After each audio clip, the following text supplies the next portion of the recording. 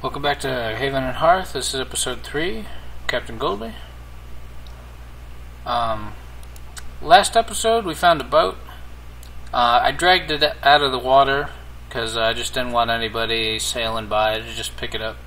It's easy to pick up boats if they're in the water. You have to make an effort to, come over here, grab the boat, put it in the water, get in your boat, and then pick up the boat if they're gonna take it. So I moved it inland, so it was not as attractive a target, because boats are difficult to make, and it's just, if it's easier to just grab a boat just sitting on the bank of the river than making one if you needed one. And plus, if you have the extra room, you could just easily just go ahead and grab it. It's something I do. If I see a boat just laying around, it's a good boat. Might as well grab it. Never know when you might need an extra boat for something. Last episode we also did some fishing, so I'm going to first thing here go ahead and get a fire going to cook the fish. Also, if you're using Ender Client, you can do Control N to turn on night vision, so that the darkness doesn't bother you. For fire, it's 5 sticks. Doesn't really matter where you place it. And I'm getting stuck on my boat. There we go. It's build. Is it build? No, it's probably adventure. There it is. Build fire.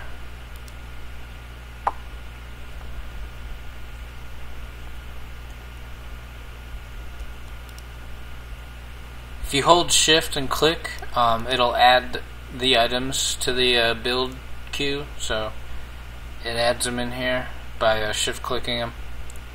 And you build, and your guy will progress bar,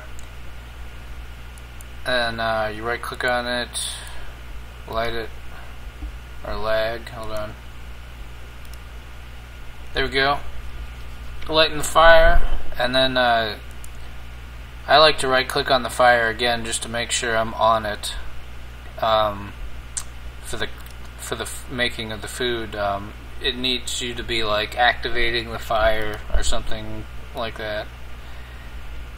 Also, like to drag roasted meat to the hot bar so that you could just always see. It's giving me this nonsense of needing a fire. It's like I was right there. There we go. So it's gonna cook the fish and the rabbit meat, or at least it should. My skill's pretty terrible, so it's probably gonna come out quality 5, maybe quality 6 for the fish.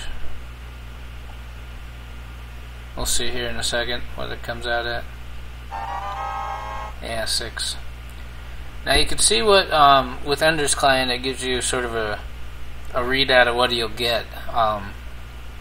For this brill, you'll get 1.5 strength and 1.5 dex, and again that just goes towards your abilities here. It'll start filling up this bar, so you'll get 1.5 strength and 1.5 dex. And here I'll show you. Eat it. It also will add to my hunger bar. So I got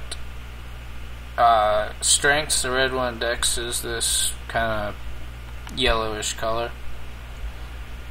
And getting multiple stats in here, like if I was to eat this rabbit next and get 0.7 agility, it'll bring down the maximum you need. Like originally I needed 10 points, but since I split it up with strength and dex, it dropped down to 8 points for the next level. And if I eat this agility, it comes down to 6. So you're sort of risking what you get, because once you break this threshold, you'll get a point in one of your attributes, and this is the ratio of chance. So you have 0.7 in agility, 1.5 in dex and strength, so you kind of figure out what the chances are. So you got like an even chance of getting strength or dex and a smaller chance of getting agility if we leveled up from this. And I would say like just kind of guesstimating here, it'd be sort of like a 35-35 and the remainder percentage chance. I'm gonna check. Still 17 hours, yeah. So this is in game time. It's gonna take a while to deal with that. You don't want to overeat. I'm at 79, so if I ate too much, I'll become overstuffed, and when you're overstuffed, you move at a crawl. And to give you an example, I'll set it to crawl. This is how fast you move when you're stuffed. It's just a real pain.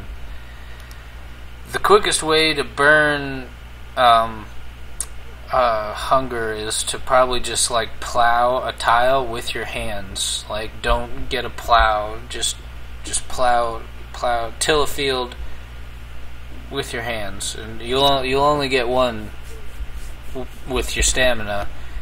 You'll plow one tile and use up all your stamina, but it'll burn a lot of your hunger. So unless you like completely overstuffed yourself up to like 30-40%, then you're going to be spending a real long time on crawl. So we got our fire, we got our food. I want to find a place to sort of set up a small camp. This place looks uninhabited, so I guess I'll check it out. I originally kind of wanted to just scout around more, but I've been doing a lot of that lately. Like the past 2 episodes, has just been a lot of walking around and not getting anything done. Finding that boat at the end of last episode was sort of like it was a lot of luck, and it was like the only accomplishment I had made in 2 episodes. So we're gonna try to get something done this episode. And of course, right off the river, you don't want to be seen from the river because people travel the river, and if they see your place, they'll want to come check it out, see if you have anything worth stealing. It's just the sort of mindset of the game. Like I don't have any skills right now. I can't steal anything even if I wanted to. But I'm gonna come up here. You want to grab those anthills if you're playing. I'm not gonna waste the time because you know this is sort of showing you how to play and while we're just getting stuff done. But I want to come up here and check this place out, see if it's a threat. It appears it is long dead. Just long dead.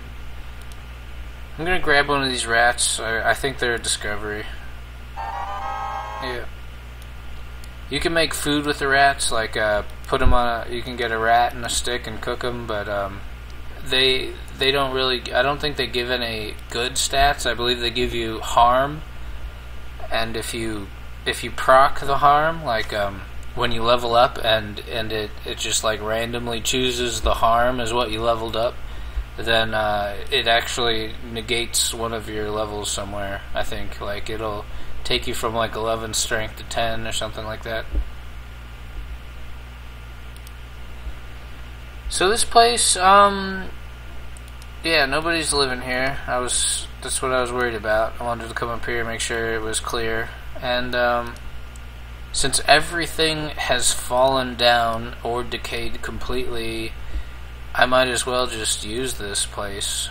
It comes with a lot of free work done. This foundations, the paving, and sort of an outline of an already built fence. Check out these rocks, make sure none of them are threatening. Everyone here will die. Talk about threatening rocks.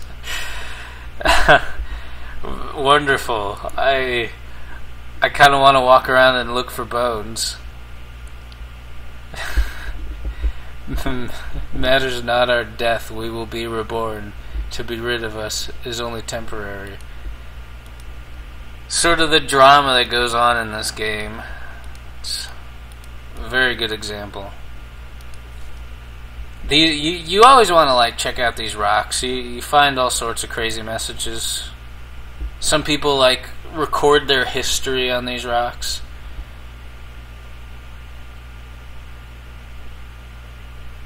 Oh great, the town of Dis is in the area.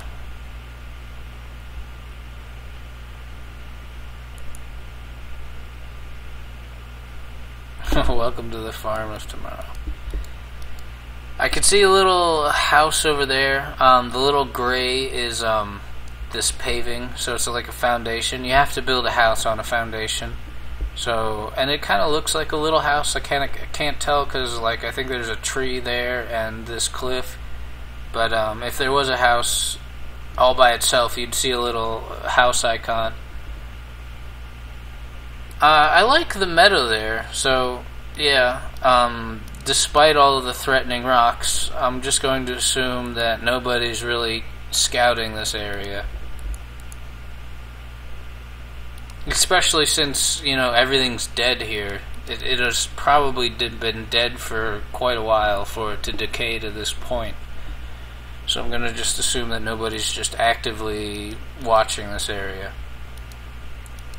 So to start building a camp here, unfortunately a lot of the local trees have been cut down. Like I would have liked trees right up against the side of the grass. But a lot of the local trees seem to be cut down, probably to build the houses that are no longer there. I don't really know where to put things. I like to have a plan when I'm building a little camp here. So I'm just going to assume I'm going to use the existing lines for the fence, and I hope I don't need leather working or tanning or whatever skill. Just quickly looking. Okay, drying frame. Okay, good. I'm gonna put the drying frame sort of against the fence line. Just sort of a safe place to put it. Not likely to be in the way of any future projects. I'm going to build a few drying frames, probably just 2 of them. I don't have a lot of leather to put on them, but just in case I find any seeds, I'm going to show you how to do the normal way of finding seeds, not you know, in case you start off in World 7 or something, like if you want to wait for that, I'll show you how you get seeds from the beginning, which requires a drying rack and exploration skill. You'll find little wind-blown seeds occasionally, usually in fields and rarely in the forest. You can find them, but they're not as common.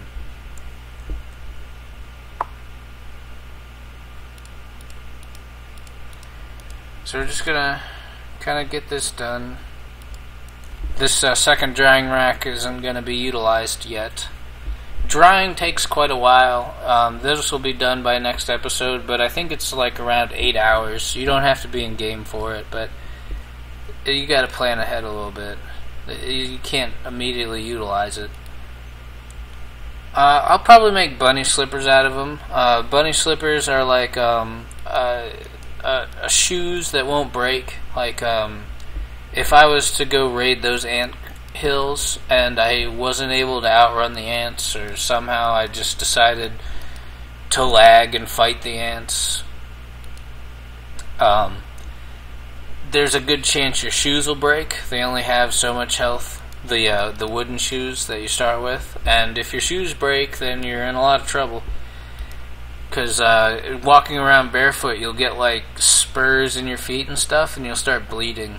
and that's just never good, quite honestly.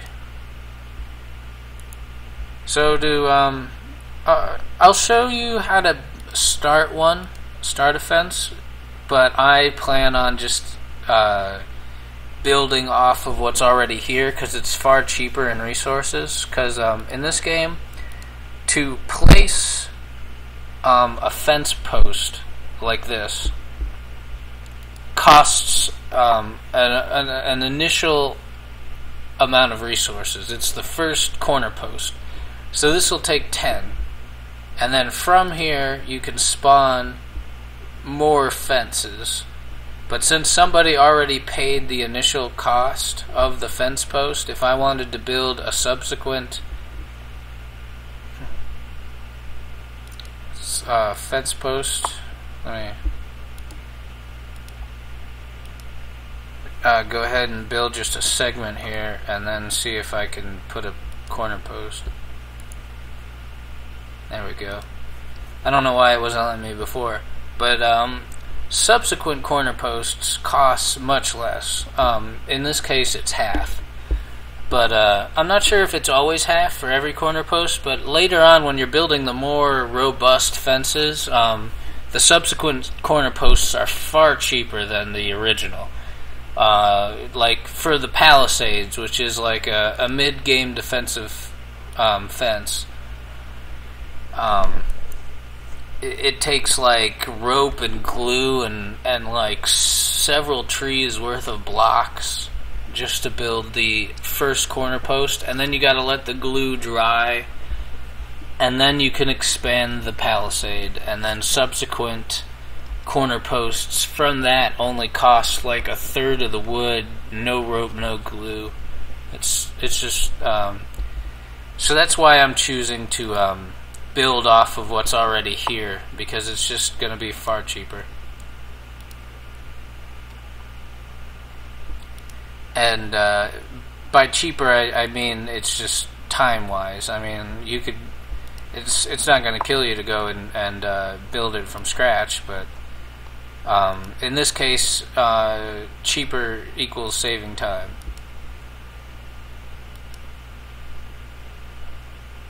I'm not sure. I might turn on the grid system, see if I screwed this up. No, I didn't. Okay. I'm going to put a corner post and then go up.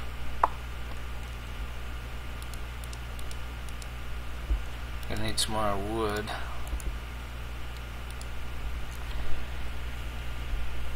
I'm not going to worry about getting the whole fence built this episode. I'm just going to get that little corner done so you can see how it works.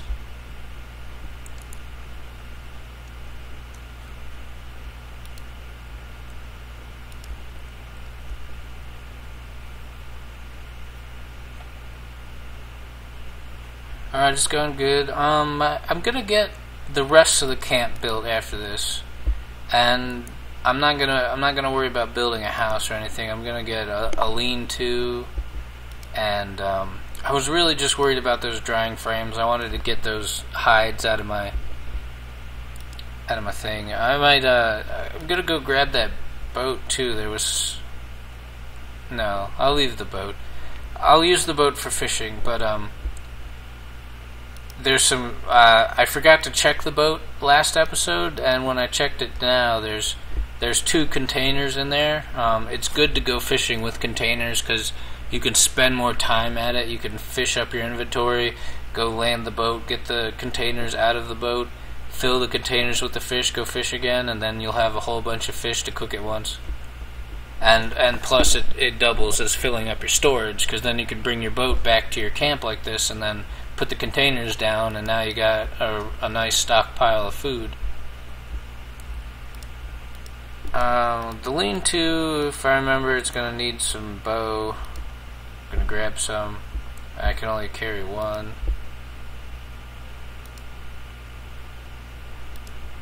That's good.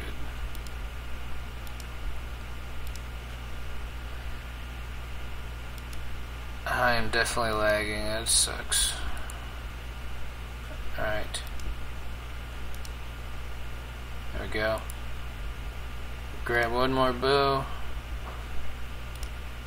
They're a pain to carry, but there we go. Get a build.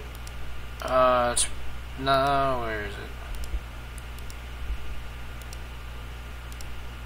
There it is. This is just gonna be a temporary thing. If this, I haven't checked the soil yet. I'm not gonna worry about it right now. But if this turns out to be an okay place for farming and stuff, I mean, for the purposes of this video and series, I guess it doesn't matter what the soil quality is. I'm not too worried about spending a whole lot of time farming. So I'll probably just go ahead and just make my home here. So that lean-to is just temporary to have a place, and planning on building a house as soon as possible. I can already build a house, you saw on the construction menu, but they take a lot of resources, and I'm talking about like the better part of a day building it.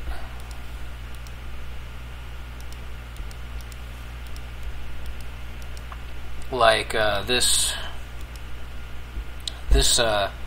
lean-to takes 10 bow, which you might be thinking is already 20 bow. You're probably thinking like this is like a pretty big chore here, but this I think it's a timber house. Yeah, this timber house uses like 100 bow. I think the Ender's client was showing me what it takes here. Yeah, 100 bow, 100 boards, 200 blocks. That is quite an investment in time to get that built. But like I said, if you enjoy this game, the time will just slip away. You could easily spend a few hours and not know what happened. Usually when I build a house, I just get lost in the process of it, and you know, no matter how long it takes, I'll build it all in one go. So I've never found a problem with it, at least for the timber houses. The stone mansions are just really difficult. You're probably it probably takes like a week to build a stone mansion without a village helping. Like if you were gonna solo build it. I've only built one, and it took me longer than a week because I really couldn't stand harvesting all that wheat again and again and again just to get the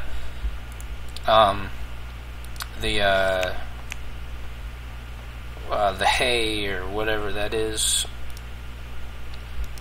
to use as the roofing.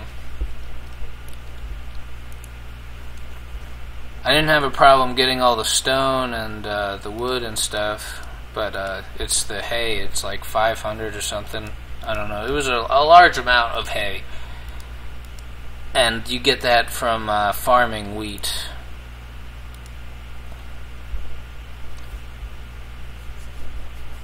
Which unfortunately is, you know, you usually don't have a huge wheat farm unless you're a village. I know I'm not going to have a large wheat farm. Probably like a 10 by 4 maybe for all of my grain needs, but you can see just from that it's gonna take you a long time to go 40 at a time getting the wheat in there.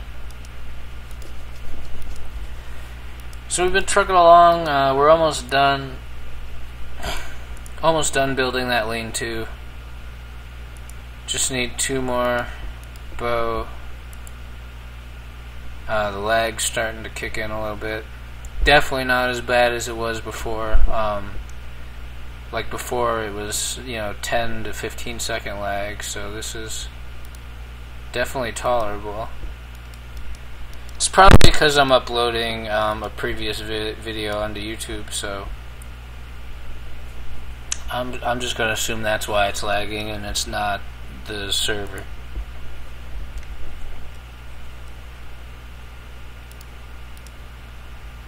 Alright, here we go. Now we're going to build this. We still have a few more things to put into the lean-to. The lean-to by itself doesn't really do anything. It's sort of a storage item. You put things into it. One of the things you could put into it is a bed, and the real simple bed we could make is sort of like a bow mattress sort of thing. It's just like a pile of leaves. So we're gonna make the pile of leaves to sleep on and put it in there, and I'm gonna go hack up this this log over here and make oh, there's another log. I'll take it. Gonna hack up these 2 logs and make 2 containers to put in there too. Though I'm not totally sure if you could put 2 containers and the bed in there, but we'll see. It's been a real long time since I've dealt with lean-tos.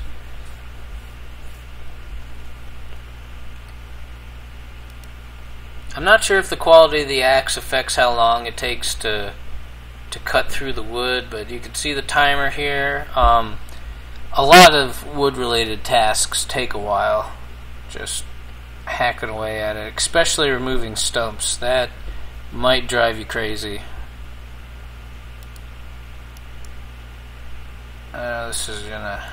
It's gonna be ugly. Only gonna be able to carry 1 board at a time. If I wanted to shuffle stuff around, still couldn't make it happen. So 1 at a time, and each log is gonna make a single crate of horrific quality. Quality 4 boards. That's astonishing. I'm glad I'm using it in construction and not anything useful like a tanning tub or something, where quality is very important.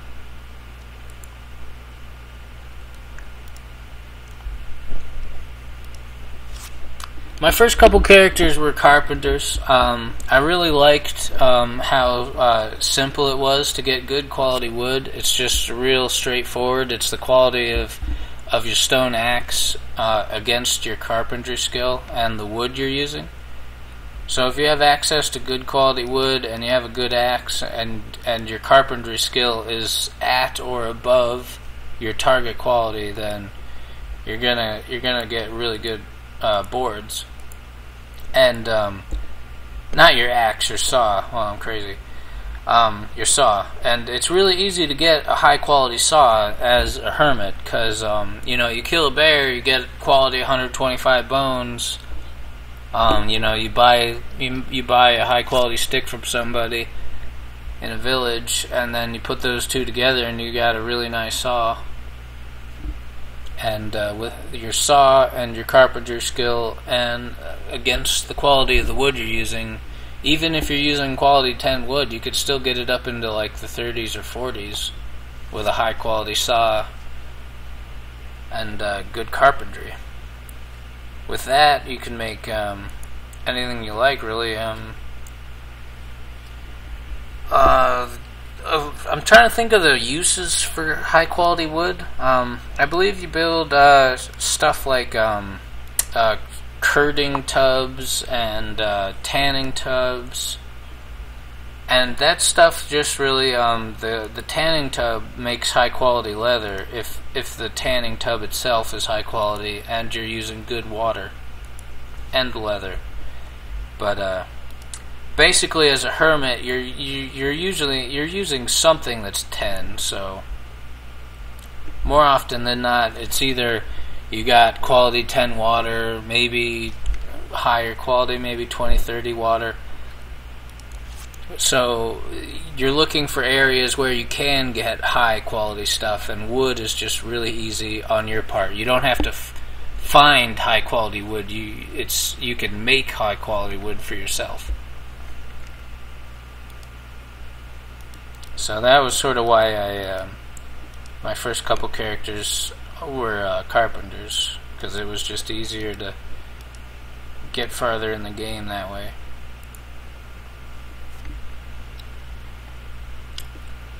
Well, I might as well just dump it in here, show you what happens.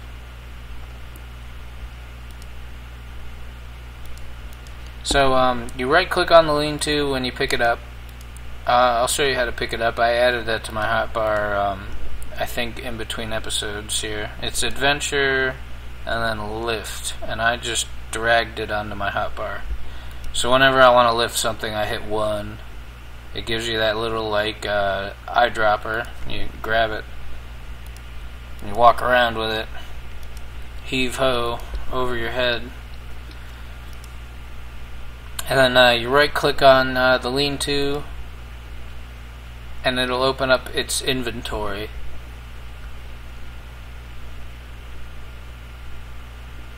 And yeah, I don't think there's enough space. I think the bed goes in there, so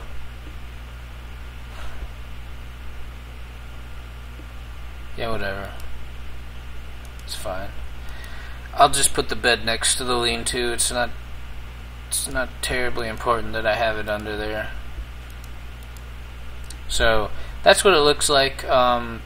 If anybody wanted to steal stuff out of your containers, it's again like sort of a convenience thing where if somebody wanted to steal your stuff, now they're going to have to go through the added effort of opening this up, grabbing the box, putting it down to see what's inside, instead of if it's just sitting on the ground, they can walk up to it and look.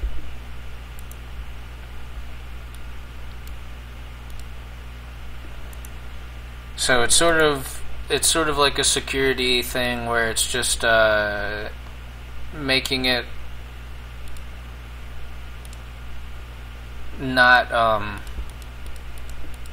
very convenient to steal your stuff. Not like that stops some people.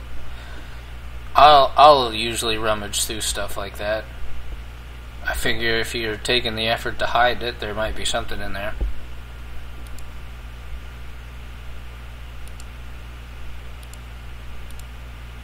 And there we go. We got a spruce bed. Takes 10.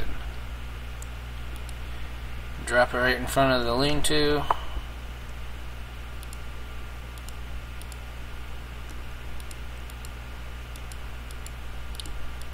I lost the timing on this episode, so I have no idea how long it's been going on now, so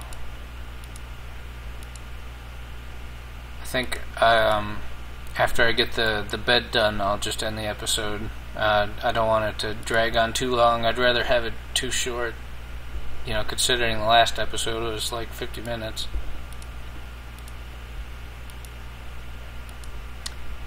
So this one we got these tanning racks done, got some fence done, and we built the beginnings of our first little camp here. Got that stuff in there. I'm gonna take a moment here and actually use this storage. I'm kind of tired of carrying around stuff I have no intention of using in the near future, such as this fishing rod and this and that. I'm gonna keep the meat on me. I'll probably leave one meat in here as like an emergency food stockpile if I'm just like in the red and I need stamina regen. This might push me into yellow, who knows. I'm pretty sure I explained the food already, how the red, yellow, and green work in relation to your stamina bar. If you ever dip down into the red hunger, your stamina will stop regenerating, and then you'll have a hard time getting anything done.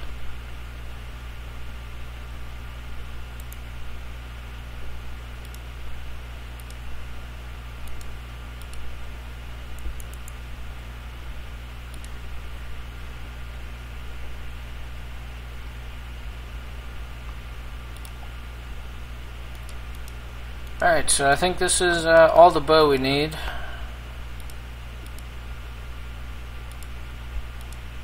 I'm probably going to go look for clay next episode. I kind of want to get a... I kind of want to get some clay related things but I'm thinking I don't actually have all of the parts necessary to get that done, so I'll probably just go find clay for the sake of getting the discovery, but really I need to sort of focus on getting a little bit higher skills so I can find some seeds, because that's really next. You want to get your farming going. And you want to get your farming going purely for the food, the variety of food, really, because that's how you have a hand in controlling your stats. Because this was originally at 10, and that's because my highest stat is 10. And if you just sort of, power level your strength up to 20, this will be 20, even if everything else is 10. And some of these stats don't have a lot of food that give bonuses to them, so if you completely neglect your psyche, leave it at 10 and you got strength 30, there's only like 1 or 2 food that give psyche, and I believe they're really hard to get a hold of anyway, so you're gonna have to level psyche up to 30 just to get 11, and then 30 to get to 12, and it's just really ugly. You kind of want to keep everything together. And to do that, you'll need you'll need a variety of food. So I'm gonna buy Exploration 5. It should make it a little easier to spot stuff while I'm walking around. I'm thinking wind-blown seeds will start appearing around Exploration 10. Not totally sure, but that sounds about right. So yeah, next episode, working on getting some clay, finding some stuff to study, and hopefully finding some windblown seeds. I really don't want to scavenge seeds from other people's abandoned farms. It's pretty important to me that I show you how to get seeds the normal way. If you were to just jump into the beginning of a world, you wouldn't be able to steal seeds from people, you wouldn't be able to buy seeds from traders. Everybody would be starting off from scratch, so this is sort of the self-efficient way to do it. I'm going to show you how to get seeds that way. So, I'll see you in the next episode.